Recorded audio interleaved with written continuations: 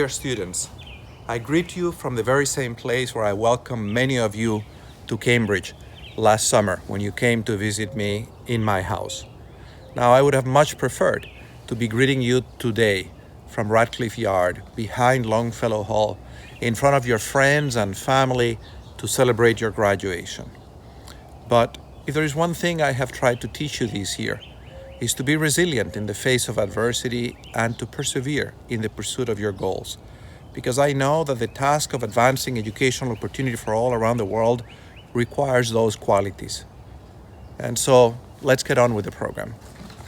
It is now my great pleasure to introduce to you a group of extraordinary leaders, a group of talented, audacious, and courageous people who believe that we all share responsibility for educating all of the world's children, and that there is nothing that a small group of committed people cannot achieve, and a group who has committed their careers to advancing educational opportunities so that the universal right to education is a reality for every person on this planet, no matter what their gender, social origin, race, or nationality.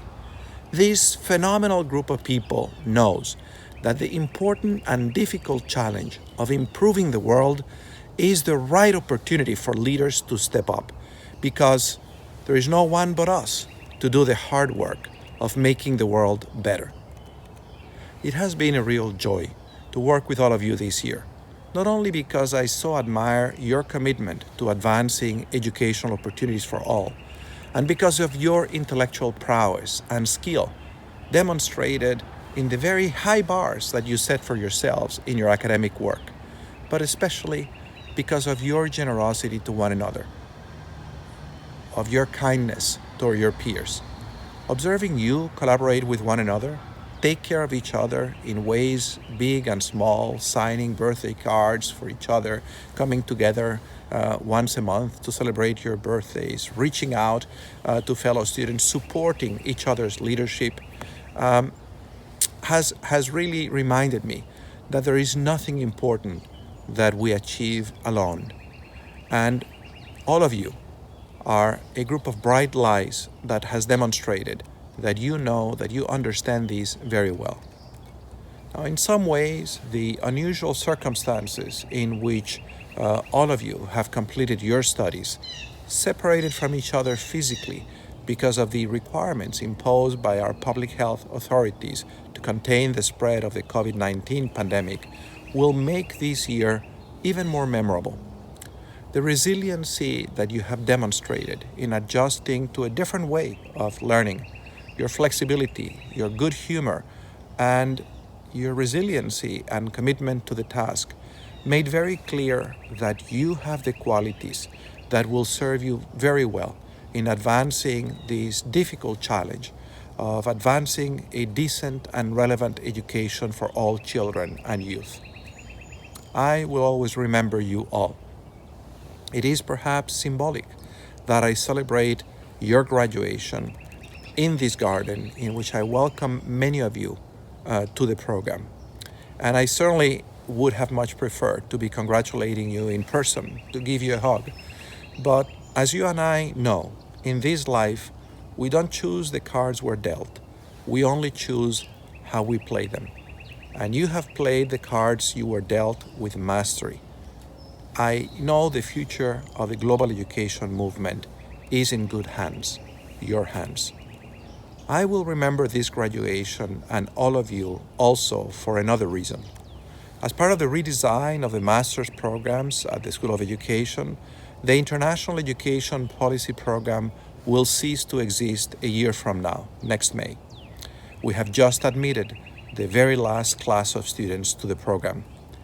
And as I work with you this year, each time I had a conversation with one of you, each time you came to my office hours, when I met you in our monthly celebrations on your birthdays, when I read your papers, for those of you who took my classes, when I saw many of you present those papers at the Global Education Conference last January, when we met each week on Zoom since spring break, I have especially enjoyed those moments because I knew you were the class before the last class of graduates of the program. As you know, I designed this program 20 years ago with the goal of educating a group of committed leaders who would be prepared for the necessary collective leadership to advance the global movement to educate all children and youth well. At our orientation last August, when we met in Larsen G08, I gave you all copies of the book One Student at a Time, Leading the Global Education Movement, a book I wrote to study the leadership trajectories of graduates of this program and to bring their voices to the conversation of what does it take to lead this movement. To write this book, I surveyed all graduates of the program until 3 years ago to understand what kind of education challenges they were tackling, what impact their work produced, what obstacles they faced, what factors helped them address those obstacles, and what lessons they had learned from reflecting on their practice. In addition, I asked a subset of those graduates to write extended essays on those questions.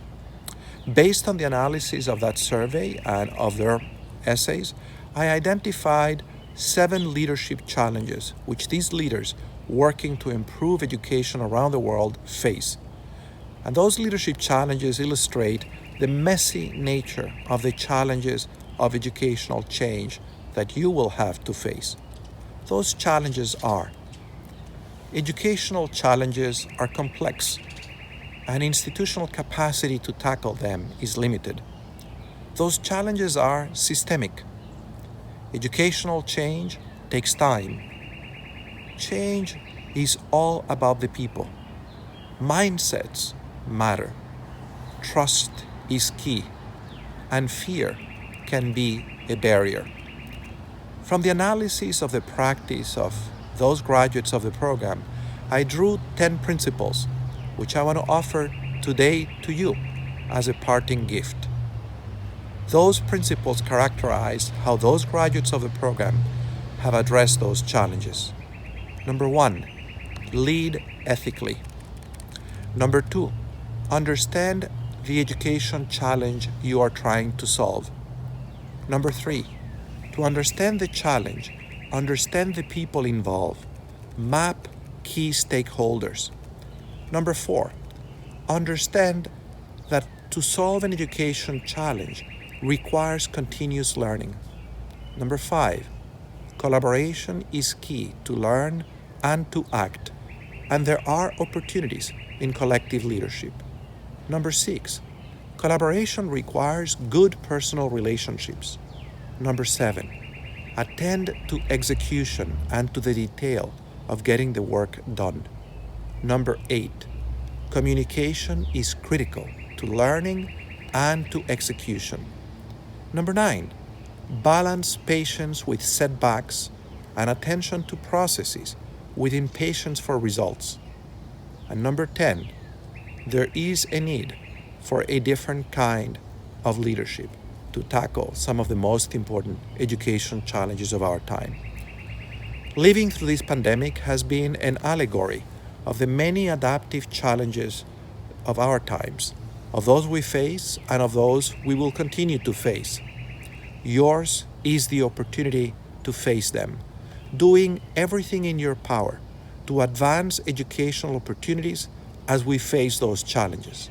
In fact, you have the opportunity to help shape schools and systems so they do a better job preparing all students to face those challenges too, to make the world better. Whether those challenges are climate change, global poverty, hunger, gender inequality, or the full range of challenges which the UN Sustainable Development Goals invites us to address in building a more hopeful and inclusive vision of the future, the world needs schools that are more relevant to address them. Now, this will only happen if people like you, with your skills, with your commitment, take the responsibility to make it happen. There is no one but us. I know you will lead the global education movement.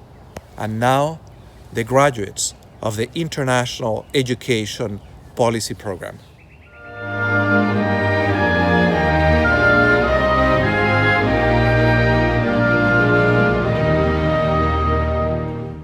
The Intellectual Contribution Award recipient this year for the International Education Policy Program is Felicity Burgess. Somaya Abdul Razak. Adekumbi Adeoye. Grace Andole Ansa. Rana Mohammed Wakas Anwar. Cristina Aparicio. Maika Bak. Jingxing Bao. Batsheva Baravan. Jayanti Bhatia. Jelina Borak. Laura Botero Gomez. Emma Cameron. Rusty Rafiq Chaudhry. Rachel Chuang. Ryan Day. Juwei Day. Inda Shafira Sata Dini. Heather Ann Driscoll. Lucy Duan. Ellen Un.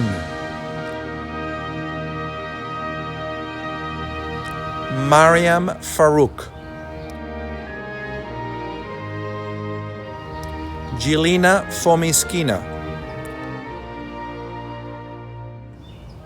Arushi Garg. Paul Govoni. Delaney Sashiko Honda. Yitong Hu. Natasha Japanwala. Brittany Kapustina. Sarvazad Saba Katuzian. Karen Lise Krog. Keya Dayal Lamba. Jennifer Lee. Lina Lopez Lalinde. Yutong Lu. Carrie Meyerhofer. Gabrielle Christine Molina. Uraola Mosuro. Nadir Ahmad Mustafa. Ama Peiris. Degan Rossini. Isabel Sarah Rubin. Christelle Pascal Saintis. Nita Seng. Rashmi Singh. Hansi Song. Chase Lian Hang Tai. Abdullah Wakar Tajwar. Supriya Tamang. Sangai Thinley, Bwai Tut, Vishal Vasanthakumar, Margaret Wang, Jordan Ryan Wolf, Jiwon Woo, Eve Miriam Wogan, Lichen Shu, Amber Seshing Yu, Bingram Zeng, Zihan Zhang, Yunwei Zeng. And the Marshal for the International Education Policy Program is Venkatesh Reddy Malapu Reddy. As I salute all of you on joining the community of educated professionals who will work to advance the universal right to education around the world and to do whatever it takes so that every person can access a decent and relevant education to improve the world, congratulations on your accomplishments this year. I very much look forward to advancing your careers and your impact in advancing the achievement of these goals. It has been a great privilege and a great honor, a high honor, to have met you and to have learned alongside you.